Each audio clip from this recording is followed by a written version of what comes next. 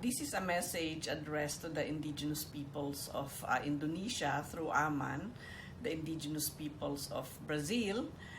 through Robert Guimaraes, and the indigenous peoples in India who are holding their national event to celebrate International Day of the World's Indigenous Peoples, August 9, 2019. I specifically mentioned these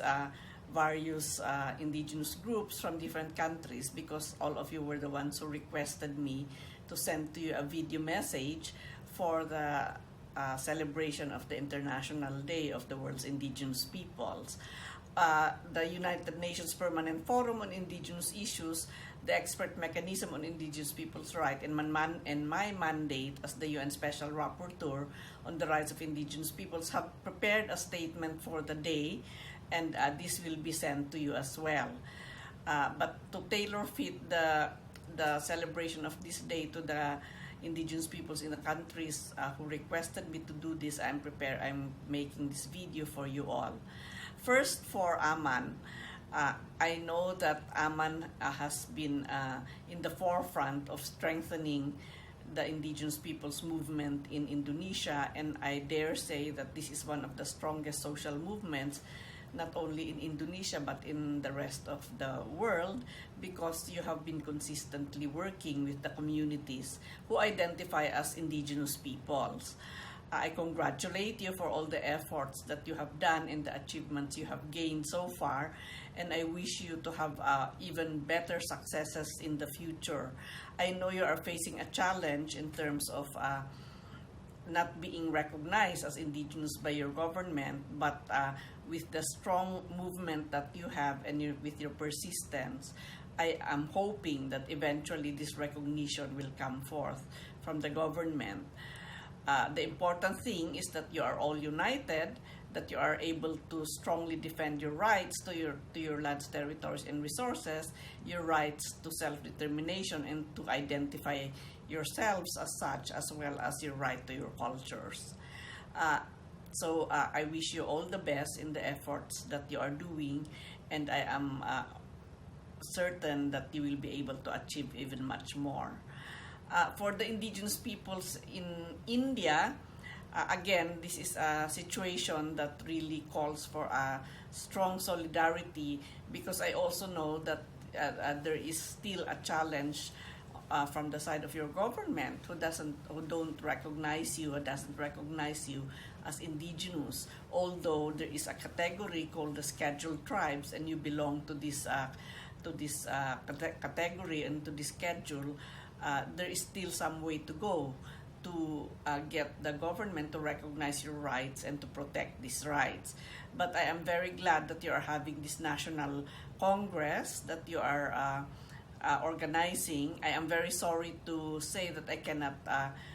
be present in your communities, even if the invitation has been sent long before. My passport is still with the Swiss embassy,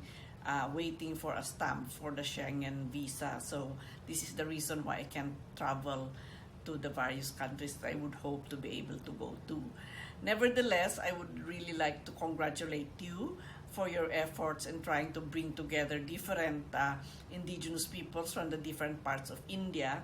I certainly wish that you will be able to strengthen yourselves and that you will be able to stop the efforts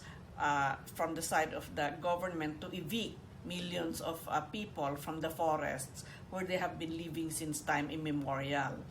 The discrimination that exists against you is still very much observed, and I certainly call on the government of India to also recognize your identities as indigenous peoples and to protect your rights. I call on the Supreme Court of India not to allow for the eviction of millions of indigenous peoples and forest dwellers, because this will really create a crisis that's going to be very difficult to resolve. I congratulate you for your efforts to deal with all the various issues in India, especially the issues related to mineral extraction as well as deforestation. and of course your efforts to assert your own identities and claim your rights as indigenous peoples. Finally, this is a message for Peru. I have been in close contact with a lot of indigenous peoples in Peru, and I have seen several of the problems that indigenous peoples face in relation to, again, to the encroachment into your lands, the pollution that is brought about because of many years of oil extraction that still continues up to the present. I have been receiving communications from people from the federations in Loreto, for instance, who are trying their best efforts to get a good deal in the negotiations between the government and between them and between the people in the communities and the oil companies. I am very aware of their demand that the environmental devastation in their rivers and in their lands be first addressed before any bids for the next extraction is going to happen. I'm also very much aware about the problems of agriculture expansion into indigenous territories, which is also leading towards the potential displacement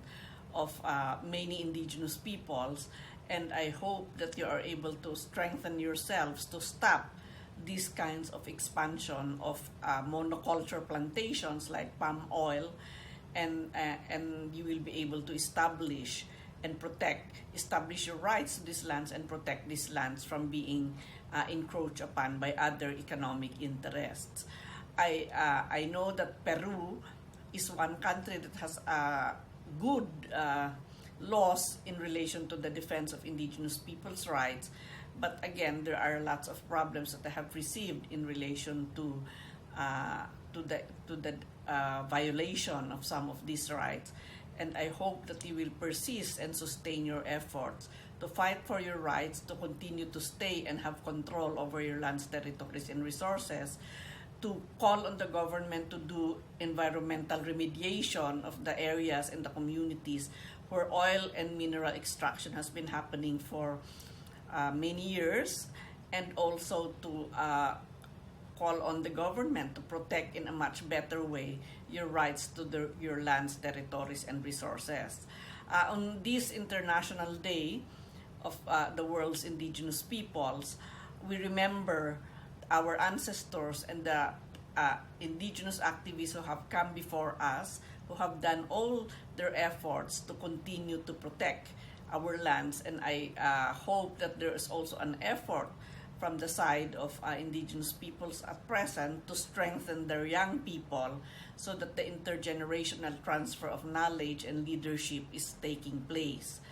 The indigenous women also, of course, have to be continued to be empowered. And for all three countries, I wish that all these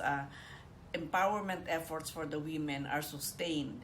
I know of very strong indigenous women leaders in all your countries, and I certainly congratulate the indigenous women who continue to support the efforts and lead the efforts to organize the indigenous women and to make sure that they occupy leadership positions equally as the men. Finally, as I mentioned, the statement that we made, the three mechanisms of the UN, the Permanent Forum, the MRIP, and myself, we stressed a lot about the importance of celebrating the International Year of Indigenous Languages, which is this year, and to call for a decade, the declaration by the General Assembly of a decade, for indigenous languages. As we all know, when we speak of indigenous languages, indigenous peoples possess the most number of languages in the world. Out of 7,000 languages left in the world today, 5,000 are spoken by indigenous peoples. And this speaks a lot about the wealth of cultural diversity found amongst ourselves. And languages are also not just simply speaking the language, but it embeds within the language our own philosophies, values, and knowledge. So we fight very strongly for the revitalization, the strengthening of the use of our own languages, and that the support from the governments to continue this kind of revitalization work should be ensured. We call on the governments to provide all the assistance needed to ensure that indigenous languages will not become extinct. We are very aware that there are several languages under the threat of extinction, but we call on the indigenous peoples and the governments in those places to work together so that these languages and philosophies and values as well as knowledge will continue to exist, not just for the sake of indigenous peoples, but for the common good. This cultural diversity, if lost, will be very hard to recover. So I would really assert that the protection, the use, and the revitalization of these languages be enhanced many times over. So congratulations again on the activities that you are doing for International Day of the World's Indigenous Peoples, and I hope this does not just remain a day, but the work that you are doing continues as we go along, because indigenous peoples have a lot to contribute in solving not just the crisis in their own communities, but the climate crisis as well as the cultural crisis that the world faces today. Thank you very much, and all the best for this International Day.